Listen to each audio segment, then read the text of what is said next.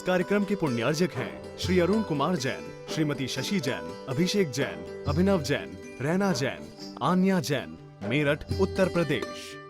ज्ञान और विद्या के सागर पूज्य गुरुवर अपने असीम अथाह समीचीन ज्ञान के द्वारा हम अज्ञानी जीवों के अंतरंग को सदा सम्यक्त्व से प्रकाशित करते रहें। इन्हीं भावनाओं के इच्छुक गुरुवर के पावन पवित्र चरणों में कोटि कोटि नमोस्तु। और ये तीनों ही चीजें शरीर में अगर परफेक्ट हैं तो आप बहुत सारे रोगों से बचे रहोगे, आपका शरीर सही बना रहेगा। इसलिए बोलते थे भैया चना, मूंगफली, गुड़ इनका सेवन करो। ये सारभूत चीजें हैं, सत्व इन्हीं में है।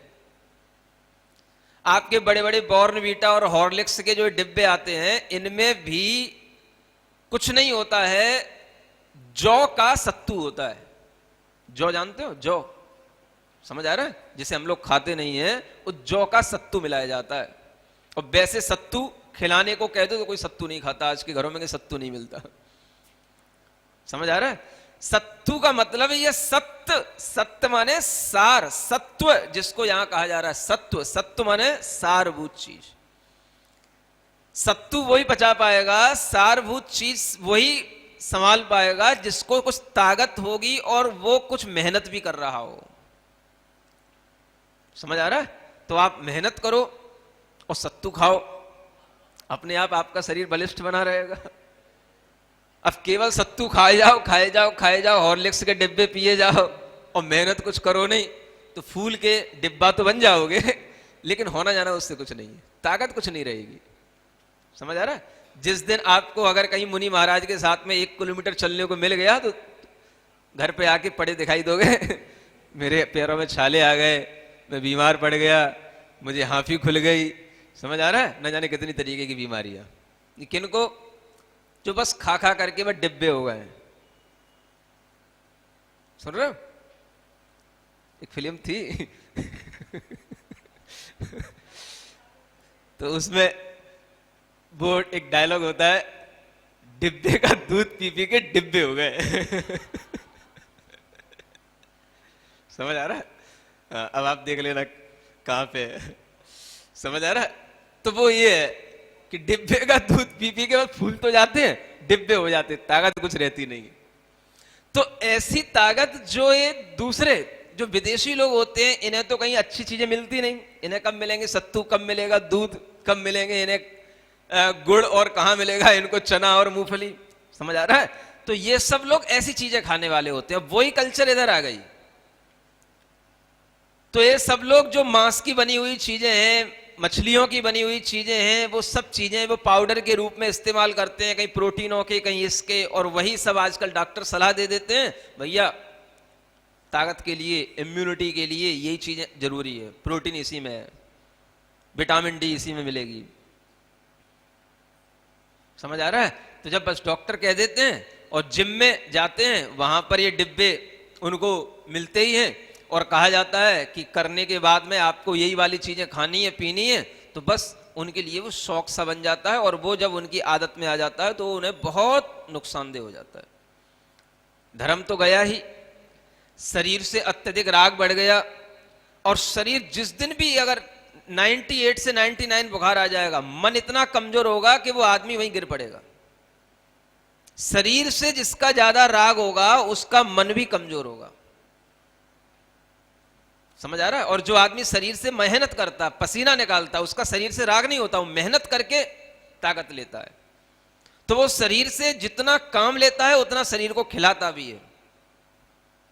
इसलिए उस आदमी का शरीर से राग नहीं होने के कारण से उसे मन में भी उसकी ताकत रहती है। थोड़ा बहुत कुछ हो जाता है, झेल लेता है। ऐसे ऐसे भी लोग होते हैं 100 बुखार में लेबर का काम करते रहते, लेबरिंग भी करते रहते हैं। समझ आ रहा है? बोरे भी उठा लेंगे, रख लेंगे 100 बुखार में। तुम्हारे घर में बच्चों को कभी 98 से 99 आ गया ना, घर से बाहर ना निकल पाएगा, पड़ा रह जाएगा वहीं के वहीं, ढेर हो जाएगा। समझ आ रहा है? और कहीं 100 और 101 हो गया तब तो हाय तौबा मच जाएगी, पूरे घर में हल्ला हो जाएगा, रिश्तेदारों तक और न जाने कहां कहां तक। समझ आ रहा है? ये डॉक्टर, वो डॉक्टर, सब जगह बड़े बड़े हॉस्पिटलों में ले जाओ, ये करो वो करो, बस ऐसे लेने के देने पड़ जाते हैं।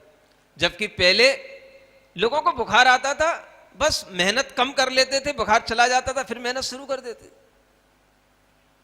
ये सत्व होना चाहिए, सत्व इसको बोलते हैं। वही चीज यहां बताई जा रही है, सत्व ही मन में होता है और सत्व ही तन में होता है। सार, ताकत जिसको बोलते हैं। तो वो ताकत अगर तन और मन में होगी तो ही आप कुछ अच्छा धर्म ध्यान, शुक्ल ध्यान कर पाओगे। तो शुक्ल ध्यान करने के लिए भी ताकत चाहिए। तो ऐसी ताकत वर्तमान में तो किसी को नहीं होती जो यहां बताई जा रही है। समझ आ रहा है? जो एक्सट्रीम वाली ताकत है, क्या लिखा है जानते हो? बता दूं? छिन्ने भिन्ने हते दग्धे देहे स्वम इव दूरगम प्रपश्यन वर्ष वातादि दुखैरपि न कंपते। है ना? क्या लिखा जा रहा है? वर्षा हो रही है, खूब तेज ठंडी ठंडी हवाएं चल रही हैं, प्रतिकूल खूब वातावरण है। समझ आ रहा है? उसमें भी शरीर छिन्न हो जाए, भिन्न हो जाए, कोई शरीर के टुकड़े टुकड़े कर दे, नष्ट कर दे, तो भी उसका मन कंपित नहीं होता। समझ आ रहा है? ऐसी देह मिले और ऐसा मन में ताकत मिले, वो व्यक्ति शुक्ल ध्यान कर पाता है। तब होता है केवल ज्ञान। समझ में आ रहा है? प्रतिकूल में भी उसके शरीर में कुछ भी होता रहे तो भी उसके मन पर कोई फर्क नहीं पड़ता। आप तो अनुकूल में भी कुछ करने बैठ जाओगे तो फर्क पड़ जाएगा, प्रतिकूल की बात तो छोड़ो। समझ आ रहा है? गर्मी है, गर्मी है, गर्मी है, लो बरसात हो गई। मान लो 1 घंटा बरसात हो गई, 1 घंटा बरसात में खड़े होकर दिखा दो, अभी समझ में आ जाएगी। समझ आ रहा है? जबकि अनुकूल है, गर्मी के बाद बरसात हुई है ना, 1 घंटा खड़े हो लो, बरसात के नीचे खड़े हो जाओ, अभी निमोनिया हो जाएगा, शाम तक वही डॉक्टर के पास पहुंच जाओ। समझ आ रहा है? इसको बोलते अल्प सत्व वाले जीव। शक्ति नहीं है, प्रतिकूलता को भी झेलने की शक्ति होना तो दूर की बात है, अनुकूलता में भी अगर ज्यादा हम ठहर गए तो वो भी हमारे लिए नुकसान कर जाएगा। थोड़ी देर तो अच्छा लगेगा, 5 मिनट 10 मिनट ज्यादा से ज्यादा, और अगर हम ज्यादा उसमें लीन हो गए तो वो आपको नुकसान कर जाएगा। हवा नहीं चल रही, हवा नहीं चल रही, ठंडी हवा चल गई, ठंडी हवा में एक रात बैठ करके देख लो, 2 घंटा बैठ करके देख लो, पता पड़ जाएगा कहां कहां दर्द शुरू हो जाता है। सुबह जब उठोगे ना, ये पिरा रही, वो पिरा रही। समझ आ रहा है ना? हाँ, ठंडी हवा में लेट गए तो सहन करने की ताकत नहीं, प्रतिकूलता को सहन करने की ताकत नहीं। यहां शुक्ल ध्यान उनके लिए कहा जा रहा है जो प्रतिकूलता को भी इतना सहन कर जाते, उन्हें पता ही नहीं पड़ता क्या हो रहा। अब आप कभी सोचो, कभी आप पुराण पढ़ते हो, सुकमाल के चरित्र, सुकौशल के चरित्र, उनको देखो कि जैसे सुकमाल है, स्यालिनी खा रही है। समझ आ रहा है? अब नाम तो सुकमाल है, काम भी इतना सुकमाल है कि कभी उन्होंने ये समझ लो कि अपने हाथ से कोई इतनी पुस्तक के बराबर भार भी ना उठाया होगा। चावल भी खाते थे तो ऐसे मुलायम मुलायम जो कमल के पत्तों में 8 दिन रख करके मुलायम हो गए हो, सुगंधित हो गए हो, वो चावल उनको सीज करके फिर बनाए जाएंगे, वो चावल उनको खिलाए जाएंगे, एक एक कर ढूंढ के। थोड़ा सा भी करकरा नहीं आना चाहिए। समझ आ रहा है? इतना मुलायम, इतना अनुकूलता में जिनका जीवन पला हो। समझ आ रहा है? कभी जिसने अपने हाथ से कोई रस्सी तो यहां से वहां तक ना खींची हो, कोई अपने हाथ से कोई लोहा भी कभी स्पर्श ना किया हो, उठाया ना हो, और वो व्यक्ति जब घर छोड़कर के बाहर निकलता है तो रस्सी तो नहीं मिलती तो वो साड़ियों की ही रस्सी बना करके अपने घर सी की छत से जो है बाहर निकल जाता है। अब वो हाथ इतने कोमल हैं कि वो उसके कारण से वो साड़ी से बनी हुई रस्सी को भी वो झेल नहीं पाए, तो हाथ भी सब छलनी हो गए, चला गया। अब सुध नहीं है, कोई मतलब नहीं है, बैराग्य हो गया। मुनि महाराज के पास पहुंच गया, महाराज ने कह दिया तेरी आयु 3 दिन की बची है, क्या करना है सोच ले। करना क्या? आपकी शरण में आया हूं, आप जो करोगे वही करूंगा, आप जो कहोगे वही कहूंगा, वही करूंगा। तो बस सोच ले, 3 दिन की आयु बची है तेरी। तो वह मुनि महाराज के समक्ष बिल्कुल निर्ग्रंथ होकर के और एक जंगल में जाकर के खड़ा हो गया। जिस जंगल में गया, जंगल में चलने की आदत नहीं, पैर छलनी हो गए, रास्ते में खून खून खून खून हो गया और जाके खड़ा हो गया आत्म ध्यान में। अब देखो शरीर कितना मुलायम है, शरीर में आप कहोगे इतने मुलायम, इतने कोमल, संगनन तो है ही नहीं। संगनन मुलायमता से नहीं होता, संगनन होता है हड्डियों के बल से। समझ आ रहा है? खून निकल रहा है, खून हड्डियां नहीं होती हैं। मांस निकल रहा है, मांस कम हो गया है, मांस ज्यादा है, मांस हड्डियां नहीं होती हैं। हड्डियां अलग चीज है, खून अलग चीज है, मांस अलग चीज है। बल काय में है, हड्डियों में होना चाहिए। खड़े होने की ताकत किससे होगी? बहुत मांसल शरीर होगा तब खड़े होने की ताकत होगी? नहीं, हड्डियां मजबूत होंगी तो खड़े हो पाओगे।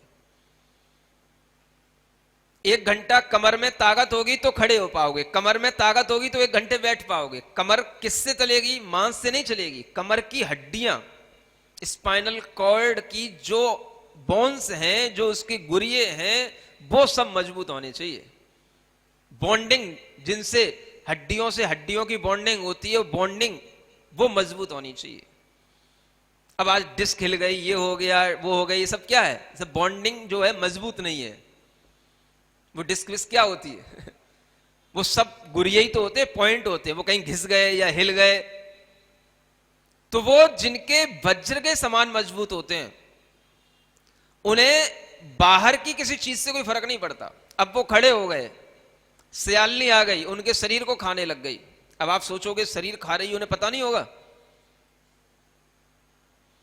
वैराग्य भीतर है, ज्ञान भीतर है, मन शरीर से हट चुका है, मन आत्मा के स्वरूप में लग रहा है। तो अब उस शरीर में छिन्ने भिन्ने हते मृते कुछ भी हो जाए, समझ आ रहा है? शरीर छिन्न हो रहा है, भिन्न हो रहा है, कुछ भी हो रहा है, वो उसको, उससे कोई भी उसके मन में कंपन नहीं होगा। हाय क्या हो गया, मर गया, उसने काट लिया, उसने खा लिया, कुछ नहीं होगा। ये किसका मन कपेगा ऐसे? एक तो वैराग्य भी नहीं है और शरीर में संगनन भी नहीं है, ध्यान करना भी नहीं आता, और जिसको ये सब चीजें हैं उसके लिए कुछ नहीं होता। तो यही कारण है कि वो सब झेल जाते हैं। उनके लिए संगनन भी है, वैराग्य भी उत्पन्न हुआ, ध्यान में लीन हो गए। अब बाहर उनका सियालनी शरीर खाती रहे, उन्हें कुछ नहीं होने वाला। उस समय पर यह कहा जाता है कि अब ऐसा योगी न तो वह कुछ देखता है, न कुछ सूंघता है, न कुछ सुनता है, न कुछ सोचता है। कहां चला जाता है वो बोलते हैं वो अपने आत्म ध्यान में स्थित हो जाता है। वो ये है शुक्ल ध्यान की अवस्था। अब आज के समय में लोगों को आश्चर्य लगता है। आश्चर्य की क्या बात हो गई भाई?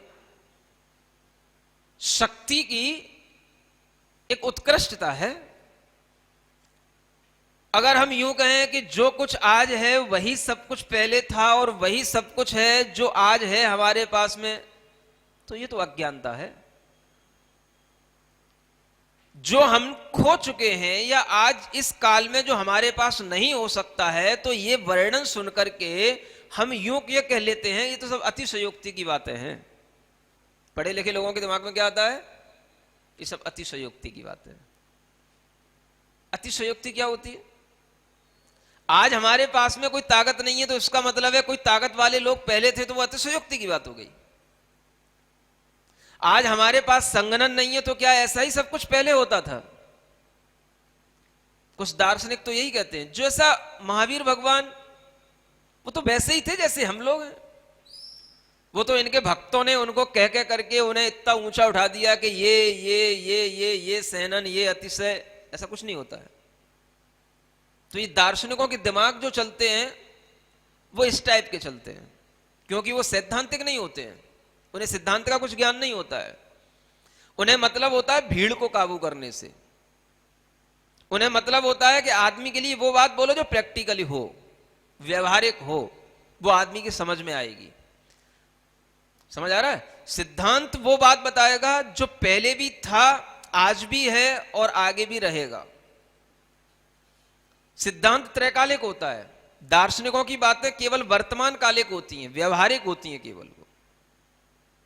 उनने देखा कि अगर हम इस तरीके की अतिशयों की बातें करेंगे तो ये लोग कोई भी ना समझेंगे, इनको कुछ भी ध्यान करने को नहीं आएगा, और ये उन बातों को समझ करके कभी भी ध्यान करने के लिए तैयार नहीं होंगे।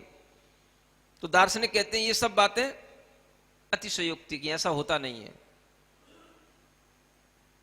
समझ आ रहा है? अब महावीर भगवान पर कोई उपसर्ग हुआ हो, रात भर वो खड़े रहे हों और वो उन्होंने उपसर्ग जीत लिया हो, और फिर जो है देवों के द्वारा भी उपसर्ग हुआ हो तो भी वो विचलित नहीं हुए हों, उनकी दिमाग में बातें आने वाली नहीं है। सोच भी अगर थोड़ी सी हमारी बड़ी हुई होगी तो हम सोच सकते हैं हर चीज घटती भी है, बढ़ती भी है। शक्ति का एक्सट्रीम लेवल कहां तक हो सकता है? तो ये हो सकता है वज्र वृषभ नाराज सहनन। शक्ति यहां पर एक्सट्रीम हो सकती है। अभी हमारे पास जो शक्तियां हैं, जो सेनन है, जो 6 सेनन होते हैं, उन 6 सेननों में 3 सेनन तो अच्छे माने जाते हैं, उत्कृष्ट क्वालिटी के, उनसे शुक्ल ध्यान हो सकता है, और 3 सेनन लो क्वालिटी के होते हैं, उनसे शुक्ल ध्यान नहीं होता। और वर्तमान में वही 3 सेनन होते हैं जो लो क्वालिटी वाले हैं। समझ आ रहा है?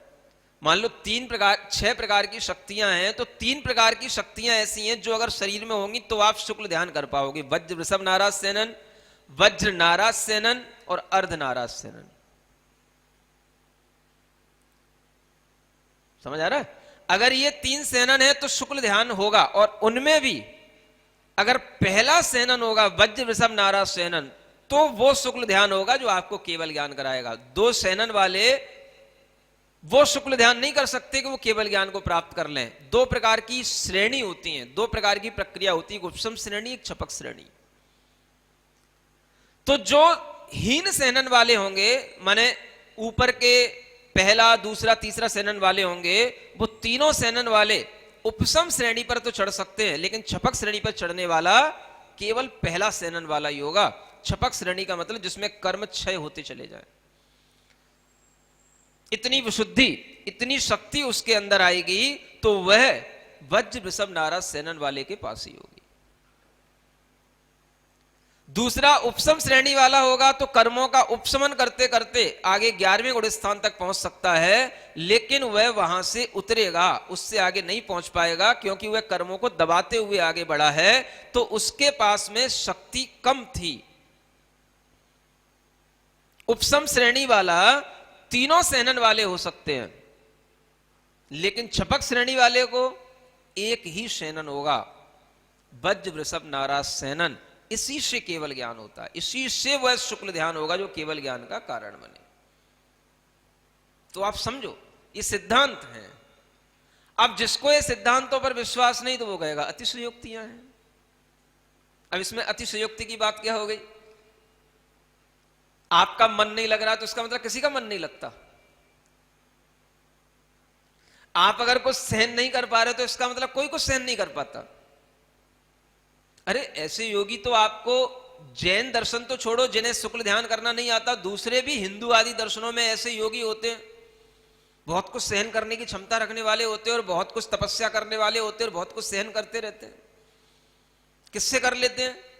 शरीर में सहनन होता है तो कर लेते हैं। बर्फ में भी अपना जीवन चलाते रहते हैं, बहुत सारे ऐसे आपको मिल जाएंगे तपस्वी। समझ आ रहा है? हिमालय की बर्फ में -डिग्री टेम्परेचर में भी जो है वो सरवाइव करते रहते हैं, नग्न घूमते मिलेंगे आपको। अब आप कहोगे बहुत बड़े योगी हैं। योगी तो हैं, लेकिन वो ध्यानी नहीं है, सम्यक ज्ञानी नहीं है। समझ आ रहा है? वो ने ये नहीं मालूम कि ये हमें इस शक्ति से हमें कौन सा ध्यान करना चाहिए, कैसे ध्यान करना चाहिए, किसका ध्यान करना चाहिए। बस बैठे बैठे खड़े रहेंगे, बैठे रहेंगे, घंटों तपस्या करते रहेंगे, करेंगे तपस्या करेंगे, शरीर की शक्ति का उपयोग करेंगे,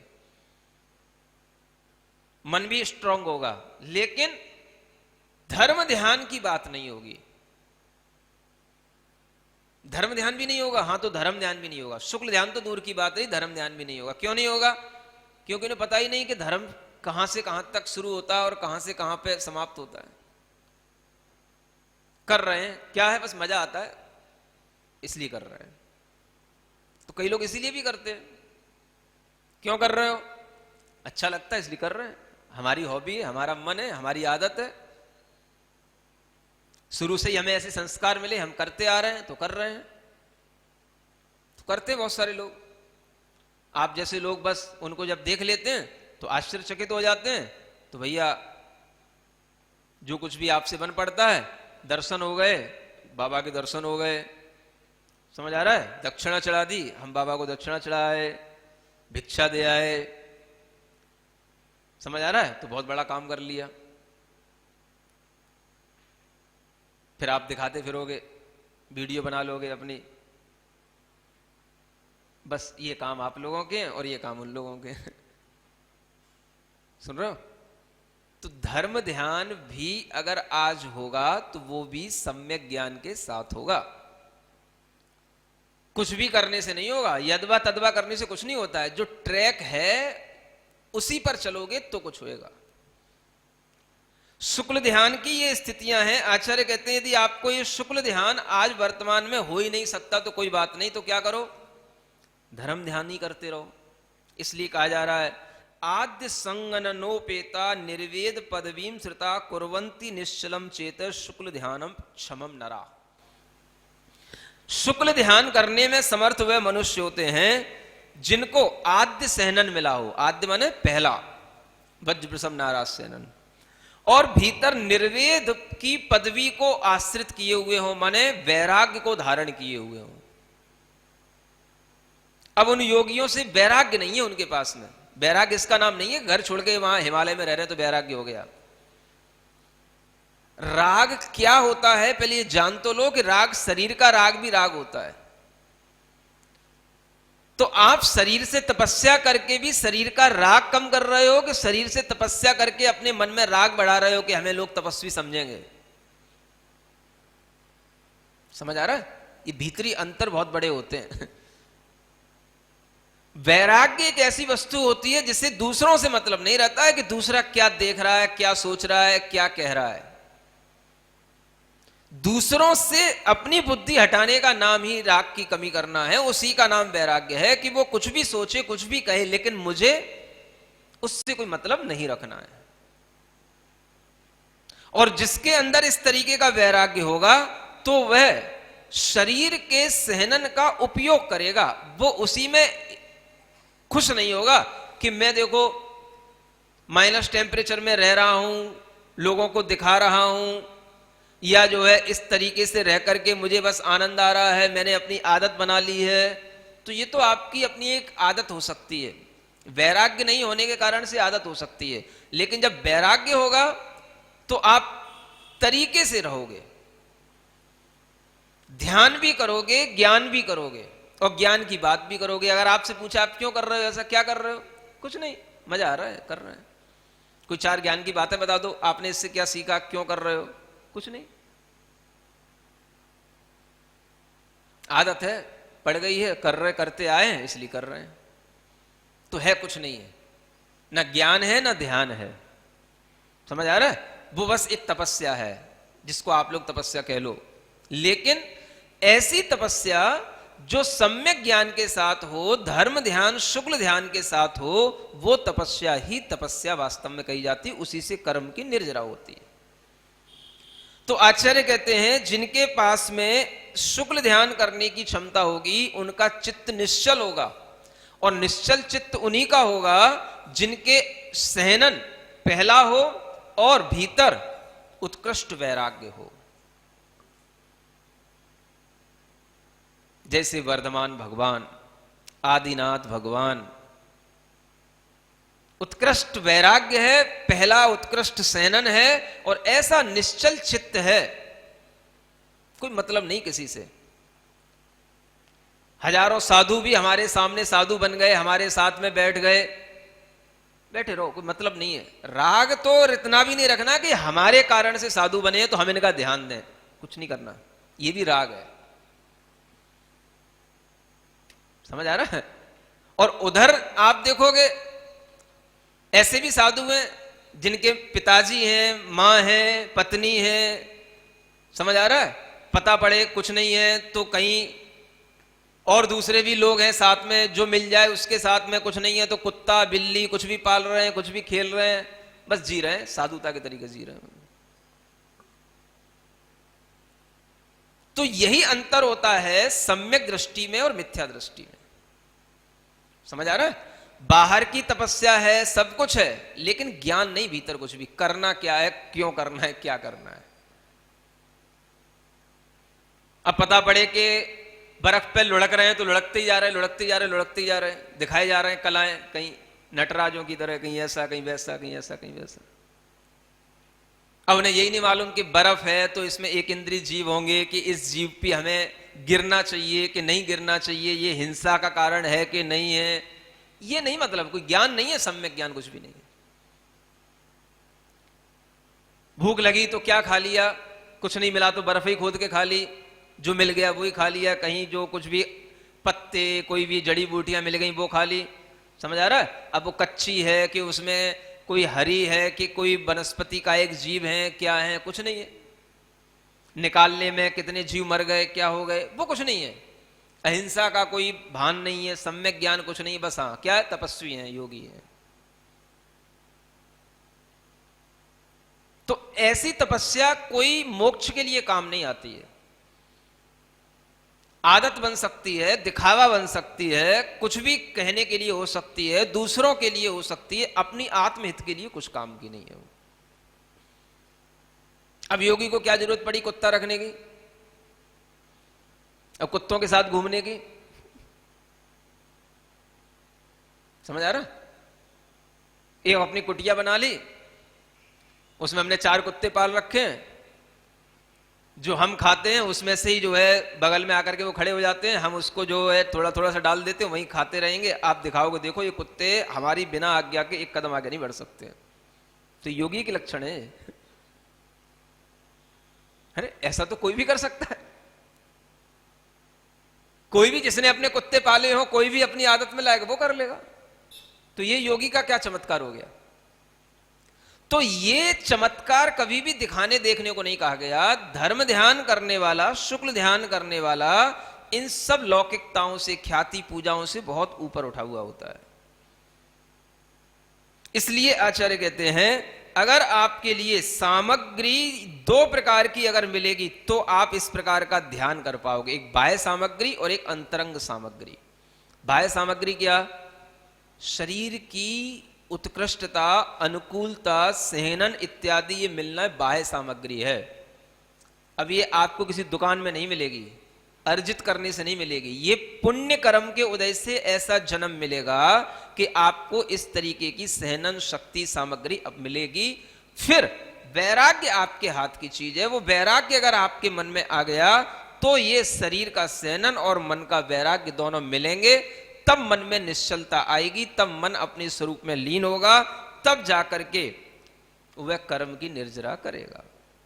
और यह लिखा गया है कि ऐसा शुक्ल ध्यान अगर हो जाए तो जो करोड़ों जन्मों में हमें तपस्या करने से कर्म की निर्जरा होती है, वो क्षण भर में कर्म की निर्जरा हो जाती है। इतनी उत्कृष्ट चीज है। तो वो कैसे? तो वो इसी तरीके उत्कृष्टता प्राप्त करने से, और जो उत्कृष्टता प्राप्त करने के लिए सामग्री है, वो सामग्री अगर हम सोचते रहेंगे, चलते रहेंगे, प्राप्त करते रहेंगे, तो वह उत्कृष्टता की सामग्री भी प्राप्त हो जाती है। अब आप कहो कि भैया ऐसा महाराज, ऐसा उत्कृष्ट सेनन हमें भी मिल जाए, तो भूल में ना रहो, ऐसा उत्कृष्ट सेनन भी कई बार मिल चुका होता है। चतुर्थ काल में भी जब मनुष्य रहते हैं लाखों करोड़ों अरबों मनुष्यों की संख्या होती है, इस उत्कृष्ट सेनन के साथ भी जीते हैं, तो उत्कृष्ट सेनन से कुछ नहीं हो जाता है, तब भी हम पाप करते बैठे रहते हैं। समझ आ रहा है? अगर तब भी हमने कोई मोक्ष का साधन अपनाया होता तो आज भी हमारे पास में कोई मोक्ष के साधन होते। तो इससे कुछ नहीं होता है। सहनन तो बाहरी शक्तियां, बाहर शरीर की चीजें हैं, ये तो सबको प्राप्त हो जाती हैं, त्रियंशों को भी प्राप्त रहती हैं। और इसी सहनन के बल से जब लोग पाप करते हैं तो सप्तम नरक में भी जाते हैं, और इसी सहनन से जब लोग ध्यान करते हैं तो केवल ज्ञान की प्राप्ति भी कर लेते हैं। तो सहनन से क्या होता है? होता किससे है? आत्मा के परिणामों से होता है। तो जो परिणाम हमने पहले नहीं किए वो हम आज भी कर सकते हैं, भले ही आज हमारे पास सहनन कम हो। तो इसलिए आचार्य कह रहे हैं, अगर आपके पास में ये शुक्ल ध्यान करने की सामग्रियां नहीं है तो आप विचलित ना हो। ये तो मैंने आपको एक सामान्य से बताया है कि ऐसा ध्यान होता है, निष्कंप ध्यान इसको बोलते हैं, निश्चल ध्यान इनको होता है। ये तो हमने केवल एक शुक्ल ध्यान का उपदेश दिया ताकि आपको पता पड़े कि ध्यान की क्वालिटी इतनी अधिक भी बढ़कर के होती है, हम क्या कर पा रहे हैं। तो आज वर्तमान में क्या हो सकता है? तो आचार्य कहते हैं इसलिए धर्म ध्यान भी कर लो तो वही पर्याप्त है। तो धर्म ध्यान करने के लिए क्या करना, समझ आ रहा है? शुक्ल ध्यान तो करने से रहे, होने से रहा, उसकी तो भावना करो है? कि अगर हमारे पास में इस तरीके का वैराग्य हो जाए कि हमें पता भी ना रहे कि हम अपने शरीर की सुध बुध भी भूल जाएं और अपना मन आत्मा में लगा रखें, तो वो कहलाएगा हमारे लिए शुक्ल ध्यान। ऐसी भावना करो। लेकिन ऐसा संभव? शरीर की याद कैसे भूल सकते हो? समझ आ रहा है? ध्यान करने भी बैठ जाओ, थोड़ी सी भी कहीं चींटी चढ़ जाए तो पता पड़ जाता है कि हाँ भाई चींटी चढ़ गई, हवा चल गई तो हवा चल गई, तो ध्यान तो हवा में चला जाता है, चींटी में चला जाता है। जहां पे लगना चाहिए वहां तो लगता ही नहीं है, वो चला जाता है, छूट जाता है, अपने स्थान से हट जाता है। बस हटा तो ध्यान उसी में लग गया। हवा चल गई तो हवा में क्या क्या उड़ रहा होगा, वो कपड़े वहां छत पे पड़े थे, सुखा के आए थे, वो उड़ गए होंगे तो ध्यान वहां उड़ गया। समझ आ रहा है?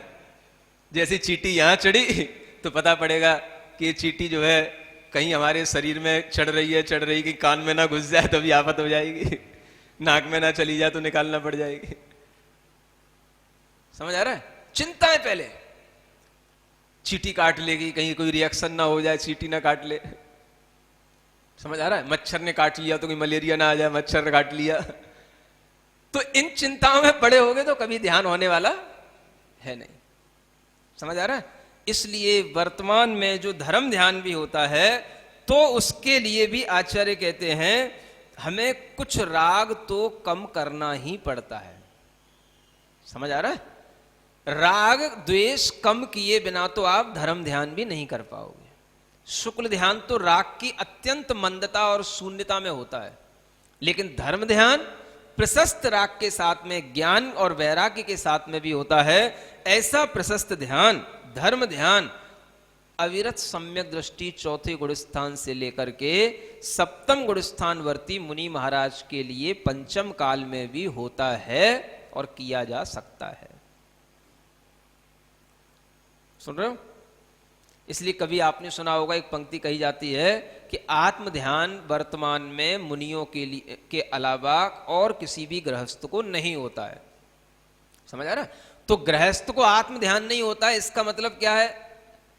आत्मा का ध्यान नहीं कर पाता, कोई बात नहीं, लेकिन धर्म ध्यान तो कर सकता है, परमात्मा का ध्यान कर सकता है, पिंडस्थ पदस्थ रूपस्थ रूपातीत इन ध्यानों में अपना मन लगा सकता है। लेकिन वो आत्म ध्यान जो शुक्ल ध्यान के रूप में है या धर्म ध्यान की उत्कृष्टता के रूप में है, आत्म ध्यान के रूप में वो नहीं हो पाता।